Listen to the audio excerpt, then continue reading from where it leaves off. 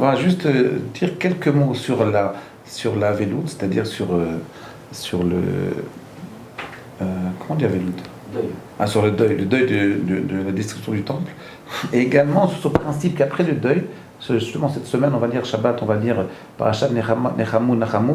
Le Nachamu, ça veut dire Nechama en hébreu, c'est consolation. Comment on fait pour se consoler? Ici, on va essayer d'étudier un principe nafshi, un principe psychologique. Comment on se console, Rabbi Yosef? Qu'est-ce que vous en pensez? Comment faire pour se consoler? Comment on entre en deuil pour la destruction du temple? Imaginez quelqu'un qui est en deuil. Comment après on arrive à se consoler? Sortir du deuil, il faut commencer un processus de consolation, de Nechama. Comment on fait ça, Rabbi Yosef? Est-ce que vous avez une idée? Alors j'ai réfléchi là-dessus, je veux dire, je pense que c'est le processus de Nechama, de consolation, qu'on a un deuil, qu'on a quelque chose qui nous fait souffrir. Le processus de consolation, c'est un processus, à mon avis, qui est intellectuel. C'est une démarche intellectuelle qu'il faut essayer d'acquérir. Vous êtes d'accord? Vous ne savez pas? Ben non, parce que je vais expliquer. Alors écoutez bien, vous allez me dire si vous êtes d'accord. Regardez, on va commencer par expliquer d'abord quel est le sens du deuil. Qu'est-ce qui a été tellement qu'est-ce qui nous a provoqué la plus grande souffrance pendant la destruction du temple? Je vais vous dire ce qui était le plus difficile à supporter, c'est ce que dit le début de Megillat Echa, le livre des lamentations. Et le texte il dit comme ça, Echa c'est lamentation, en fait, on traduit Echa lamentation de Jérémie. On dit c'est pas vrai, Echa ça veut dire comment? Comment est-ce possible? Echa yashva badad, Aïr Rabati. Qu'est-ce que ça veut dire? Echa yashva badad, Aïr Rabati. Comment cette ville-là, Yerushalayim, Jérusalem, comment elle a pu être abandonnée, elle a pu être déchirée complètement, efker, complètement livrée à elle-même, Aïr Rabati, la plus grande ville, la ville la plus importante du monde. Comment? C'est ça qui nous rend fous. Comment Kadosh Baruch Hu, il a pu rendre cette ville à Yerushalayim, qui, regardez, déjà aujourd'hui, elle commence à être pas mal. Vous voyez, mais elle est encore beaucoup plus belle avant. Comment il a pu la rendre, après la destruction du temple, aussi détériorée, aussi désagrégée, aussi efker, aussi badad? Elle était seule.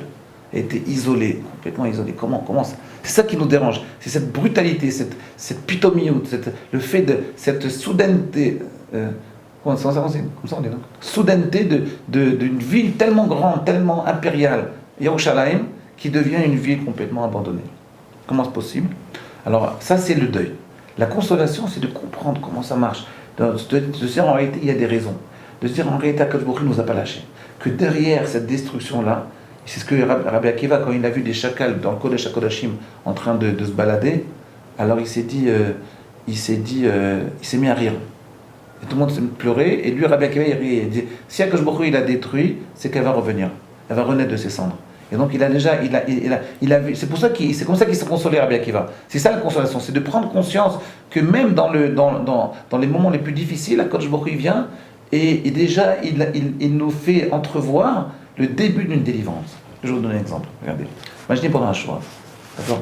On va faire ce cours juste là-dessus. Après, demain, on passe à autre chose. Regardez pendant un Shoah. Il y avait Akadosh Baruch Hu, ce qui était très très bizarre dans la Shoah, c'est qu'en réalité, pendant toutes les années 30, aucun pays en Europe ne voulait faire la guerre. Ni la France, ni l'Angleterre, ni l'Allemagne, ni la Pologne, ni la Russie. Personne n'était prêt. Ils en avaient marre de la guerre de 14-18, ils ne voulaient pas faire la guerre. Ok? Ils ne voulaient pas. Personne ne voulait faire la guerre. Même les Allemands ne voulaient pas. D'ailleurs, ils n'avaient pas les moyens. Un homme qui voulait faire la guerre, c'est Hitler. Marchement. Un homme. Cet homme-là, il a pris le pouvoir. Même quand il a pris le pouvoir pendant des années, l'Allemagne, elle était dans des conditions militaires très inférieures à toute l'Europe. Mais lui, il voulait la guerre, tout seul. Donc Akadosh Baruch Hu, il a introduit un démon du mal qui a été symbolisé par un seul homme. Hitler, un seul homme. Et cet homme-là, il a commencé à désagréger l'Europe. Qu'est-ce qu'il a fait Akadosh Baruch Hu? Alors ça, c'est une tristesse incroyable. Regardez un peu la destruction qu'il y a eu pendant la Shoah. Il y a eu 6 millions de juifs morts. Il y a eu des communautés, des milliers de communautés qui ont été détruites entièrement. Ok? On ne peut jamais s'en sortir de ça. Mais comment on fait, comment ça Nechama? Réfléchissez bien. Vous allez voir qu'en réalité, pendant la guerre, dès 1939, quand je me crois, il a mis un mec, pas un juif, parce que les juifs, ils étaient complètement... Il a mis un type Churchill. un type top. Il a pris en main, il a pris l'opposé d'Hitler. Et il s'est dit, ce type-là, je ne vais pas le laisser me voir. Il a jamais voulu venir aux invitations d'Hitler. Il n'a jamais voulu faire un traité. Il était persuadé depuis 1939, alors que l'Europe était dans un état catastrophique, les Alliés ils étaient dans un état catastrophique. Il était persuadé, il n'avait aucun doute qu'à la fin, Hitler il perdrait la guerre. Et il était tellement sûr de lui. Et il s'est battu uniquement dans ce but-là. Il était tout seul. Personne n'était avec lui. Même Roosevelt ne l'a pas aidé. Vous voyez? Donc vous voyez en réalité que dès qu'Akadosh Baruch Hu il a introduit la plus grande punition, il commence déjà au tout début de la punition, au tout début du Khurban, de la destruction, il a fait naître déjà le début de la délivrance. Vous voyez? Et dans toutes les histoires c'est pareil. Toutes les histoires, regardez, ben, si vous êtes un peu professionnel dans tous les malheurs qui t'arrivent au peuple juif, au début du malheur, déjà il dévoile le début de la délivrance. Oui, c'est comme ça que ça passe. Ce principe-là qu'Akadosh Baruch Hu il nous suit tout le temps, que même quand il nous emmène dans des endroits très difficiles, que déjà il prépare la délivrance. Vous voyez, il met les Égyptiens, les Hébreux en esclavage, et déjà il prépare la délivrance avec Moshe Rabbeinu. Déjà il prépare. Vous voyez, quand vous prenez conscience de ça, c'est ce principe-là de réfléchir quels sont les actes cachés d'Akadosh Baruch Hu. À ce moment-là, on peut se consoler. Oui, c'est comme ça qu'on se console. Quand par exemple vous avez, là je parlais au niveau collectif, même au niveau individuel c'est comme ça, quand un homme il a une souffrance, il faut qu'il essaie de réfléchir où Akadosh Baruch Hu il a commencé à mettre les graines de la délivrance. Oui, c'est comme ça, réfléchissez, vous allez voir. Je ne sais pas, moi, quelqu'un qui n'a pas de problème, on ne peut pas en parler de ça. Mais là maintenant qu'on est dans cette période-là, réfléchissez bien à ça. Akadosh Baruch Hu il a mis un homme contre Hitler. Il y avait un homme qui a réussi à se battre. Tout le monde il n'y croyait plus, personne n'y croyait. Plus personne n'y croyait. Le seul qui y croyait encore, c'était Churchill.